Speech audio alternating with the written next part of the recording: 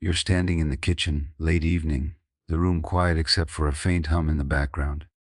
Your phone is face down on the table. You already know there's no message, and something inside you goes still, not angry, not dramatic, just still. This is the silent moment most people never notice, the moment when empath doesn't cry anymore, doesn't explain anymore, doesn't reach anymore.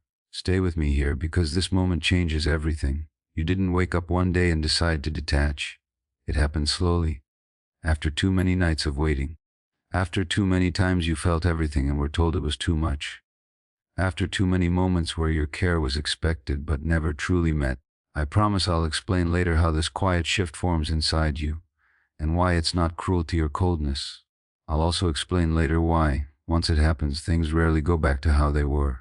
Silence feels terrifying to you because you were trained to fill space, to check in, to smooth over tension, to sense what others need before they say it. Silence feels like danger because, at one point in your life, connection depended on your effort. Your nervous system learned that staying close meant staying alert. So when you stop, your body reacts like something bad is about to happen. But silence is not empty. Silence is a signal. No contact feels hard because it removes your old role, the role of the emotional anchor, the one who holds, understands, forgives, and tries again. When you step into silence, you're no longer managing the connection. You're finally listening to yourself. That's why it feels intense. Not because you're losing something, but because you're meeting something you've been avoiding. Here is the truth many empaths need time to accept. Chasing lowers your position not because it makes you unlovable, but because it teaches you to abandon yourself for closeness. Every time you reach out when your needs aren't being met, every time you explain your pain just to keep someone near, you send yourself a quiet message. My feelings can wait. Over time that message becomes a belief, and beliefs shape how others treat you. The silent moment an empath detaches is not loud. There is no fight, no final speech. It's the moment you realize you're tired of carrying emotional weight alone. It's the moment your body says enough, and your mind finally listens. When you stop chasing, you return to yourself. Silence is powerful because it restores balance. When you are always available, your presence becomes expected. Not cherished, not protected, just assumed. This doesn't mean people are bad. It means human attention adapts quickly. What never pauses loses contrast. Silence brings contrast back. It allows others to feel your absence without you explaining it. You might think silence means you don't care. In reality, silence often means you care enough to stop harming yourself. You are no longer trying to convince someone of your worth. You're no longer negotiating for basic respect. You are simply observing what happens when you step out of the role you were never meant to carry alone. This is where fear rises. What if they forget me? What if I lose them? What if silence ends everything? These fears are honest, but they're also revealing. They show how much of the connection depended on your effort. I'll come back to this later, because understanding this changes how you see every relationship you've been in. When you stop chasing, you return to yourself. Detachment for an empath is not shutting down. It's a boundary formed after understanding. It's the difference between reacting and responding. Before, your care moved faster than your clarity. Now clarity leads, and care follows only where it is respected. You may notice something strange during this phase. You don't feel dramatic relief, you feel quiet, grounded, a little sad, a little stronger. This is not numbness. This is regulation. Your nervous system is no longer running on urgency. It's learning safety without external reassurance. Chasing keeps you stuck in hope. Silence brings you into truth. Truth about what the connection actually is when you're not propping it up. Truth about what you've been tolerating. Truth about how much energy you've been giving away without noticing the cost. You are not becoming cold, you are becoming honest. Honest with yourself about what feels good and what feels draining. Honest about how much you can give without disappearing. Honest about the fact that love should not require you to abandon your own needs. This silent moment is not the end of your empathy. It is the moment your empathy finally includes you. Right now, you don't need to decide anything. You don't need to confront or explain. You only need to notice. Notice how your body feels when you don't reach out. Notice the urge rise and fall. Notice that you are still here, still whole, even when you don't fix anything. This is the beginning of a different way of relating. Not louder, not harder, just clearer. In the next part, We'll look at what is actually happening inside you and inside the other person when this detachment begins, and why this quiet shift often changes things more than words ever could. When you step back, your mind doesn't suddenly become calm, it becomes honest. The psychology of stepping back is not about detachment at first, it's about withdrawal from a habit. Your system was used to quick relief. Anxiety rose, you reached out, and the response, even if it was small, settled you for a moment. When you remove the action, the anxiety has nowhere to go, it lingers. This is not failure. This is your nervous system relearning how to regulate without external validation. At first, stepping back can feel like you're doing something wrong. Your thoughts may tell you that you are being selfish, dramatic, or unkind. These thoughts are echoes of old conditioning. Somewhere in your past, closeness depended on you being accommodating. So now, when you don't move towards someone, your mind labels it as danger, but nothing bad is happening. Something new is happening. When you stop chasing, you return to yourself. As you step back, something shifts quietly in the other person's mind too.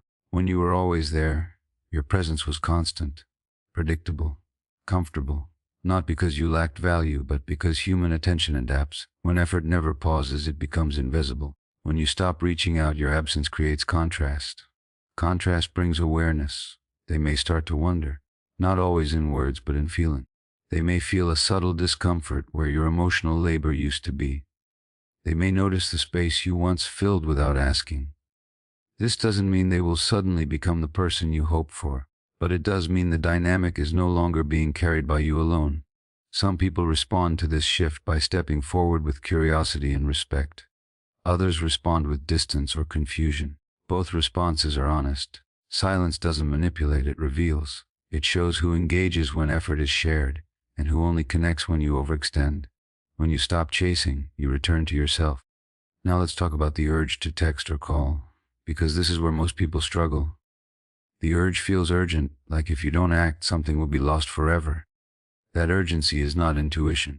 It is anxiety. Intuition is calm, anxiety is loud. When the urge hits, don't shame yourself. Shaming tightens the system. Instead, slow the moment down. Put the phone down and take one slow breath in through your nose and a longer breath out through your mouth. Do this 3 times. This tells your body you are safe. Then give yourself a small pause, 10 minutes. Tell yourself you can decide after. Most urges rise, peak, and fall if you don't immediately obey them. If your hands still want to move, write what you want to say in a note or on paper. Let the words come out without consequence. Expression is different from action. Another practical step is to change your physical state. Stand up, walk, stretch. Anxiety lives in stillness and thought. Movement brings you back into the body. The body lives in the present. The present is where choice exists. When you stop chasing, you return to yourself. It also helps to create structure. Decide in advance when you check messages and when you don't, not to punish anyone, but to protect your attention. Predictability calms the nervous system. When your system is calm, you don't reach for reassurance as often. Now, what should you focus on daily instead of chasing?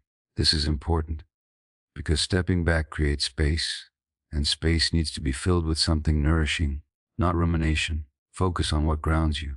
Activities that remind you of your competence and agency. Work that engages you. Movement that brings you into your body. Conversations that feel mutual, not draining. Time alone that feels restorative rather than lonely. Notice how your self-image changes when you stop chasing. You begin to feel more solid, less reactive. You stop monitoring someone else's mood as closely. Your energy returns to your own life. This is not withdrawal.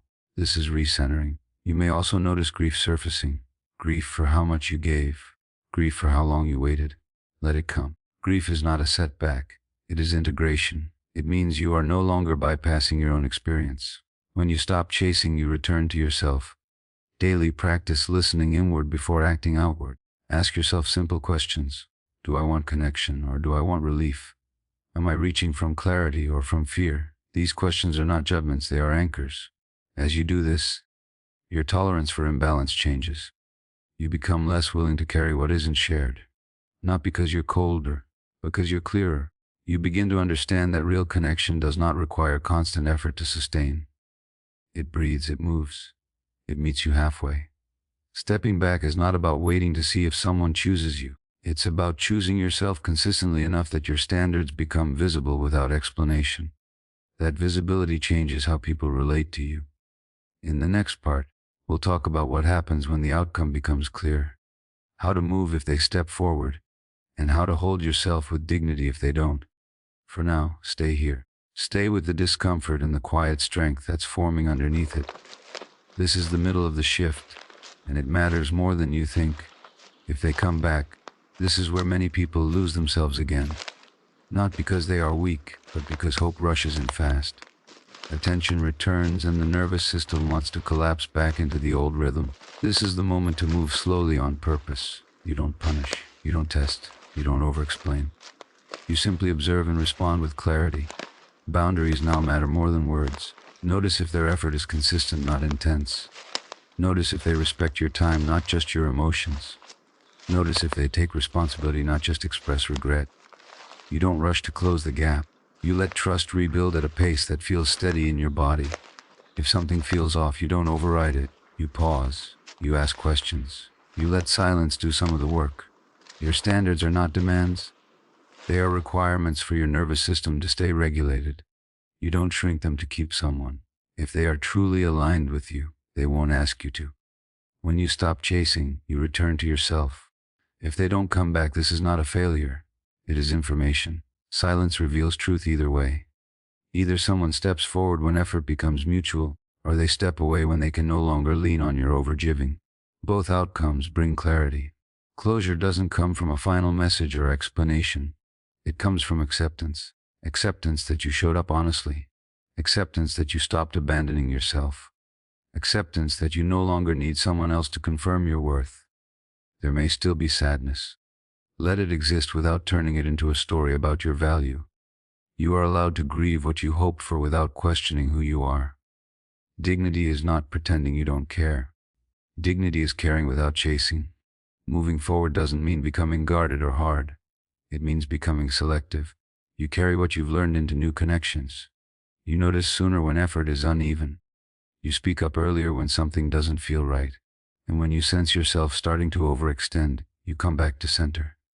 When you stop chasing, you return to yourself. Understand this deeply. Silence is not a tactic, it is a mirror.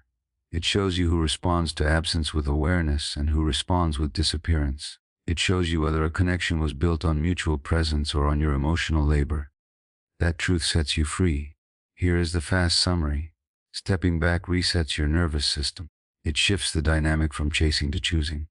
If they come back, you move with boundaries, pace, and standards. If they don't, you walk forward with dignity and clarity. Silence reveals truth either way, and truth is what allows real self-respect to form. One clear action step. Decide today that you will not reach out from anxiety. When the urge appears, pause, breathe, and ask yourself if this action brings you closer to self-respect or pulls you away from it. Choose the option that keeps you grounded, even if it feels uncomfortable at first. You don't need to announce your growth. You don't need to explain your silence. Your calm consistency will speak for you. This is what quiet power looks like. Rooted, self-respecting, unavailable for imbalance. When you stop chasing, you return to yourself. If you want to go deeper into how this changes the kind of love you attract next, watch the next video where we explore what emotionally grounded connection really looks like.